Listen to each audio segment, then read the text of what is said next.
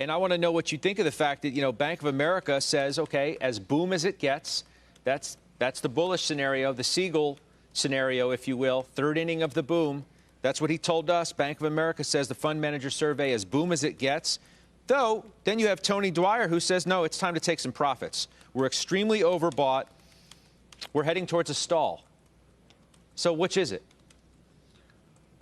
I think it could be a stall. I mean, everybody on the panel has talked about, hey, we got to consolidate at some point. You can't just go up straight in a linear line. But if I'm looking out a year from now, a couple of years from now, I think the market is in the third or fourth inning. Fundamentals are really strong. We're going to hear it from companies, as Jim said. I think you're going to see operating leverage work. You're going to see companies that have restructured, redone their balance sheets. And I think the time that we're going to see is, what are the next couple of quarters of earnings going to look like? And I think for some of the cyclical, some of the financials, the setup is pretty good. And I think you're going to see them actually perform and expectations are going to beat. So it really is a combination. I think you've got to be in the cyclical trade and you've got to have the growth as well. You can't just be in one because you get hiccups like today and that takes some of the pace off the reopening. That brings interest rates down a little bit. So the growth stocks will still keep going, especially the ones that Jim mentioned, and I like the Googles and Facebooks of the world just as well. Well, why would we pause? Do you agree with Dwyer? I mean, are we that overbought? I mean, Josh laid out a pretty positive scenario. So did Steph, right? There's so much optimism about the reopening. I mean, the Fed chair has already come out and said some people are trying to spin the 60 Minutes appearance as being hawkish, where, that's not what I heard.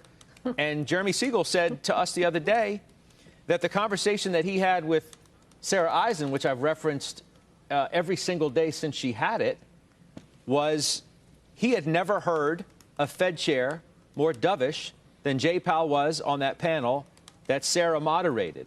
So are we trying to figure out again where the Fed chairman currently stands, what that means for stocks? I think it's just trying to get too cute, Scott. Honestly, as a long-term investor, if we get the pullback, nobody knows what the reason the pullback could be. It could be something geopolitical at this point. It could be oil goes to $90. But I think fundamentally in the short term, you could get something like that. But longer term, I am bullish. And if Tony Dwyer is right, then it gives you an opportunity to put more money to work. And if he's wrong, then you're going to miss the pullbacks like people have been calling. Yeah, but what I'm trying to figure out, what I'm trying to figure out is, do you think we're having a pullback or not, Surratt? You got to put money to work in the market. Are you buying stocks? Are you waiting for a pullback? What are you doing? I'm buying stocks. I'm not waiting for a pullback. I'm putting money to work. I put fresh money to work today as well, and in the last week to a new stock. So yeah, if we get a pullback, great. But otherwise, I'm not waiting for it.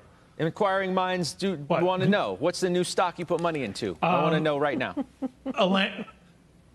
Here you go. Elanco. It is the number 2 player in animal health. It's behind Zoetis, trades at a 25% discount. They made an acquisition last year of Bayer Animal Health.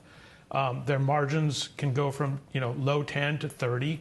They're a delevering story, and I think you've got great secular growth there with a management team that's got a diversified product base. So I like it. It's cheap. It's out of favor. It's down for the year, and we bought it.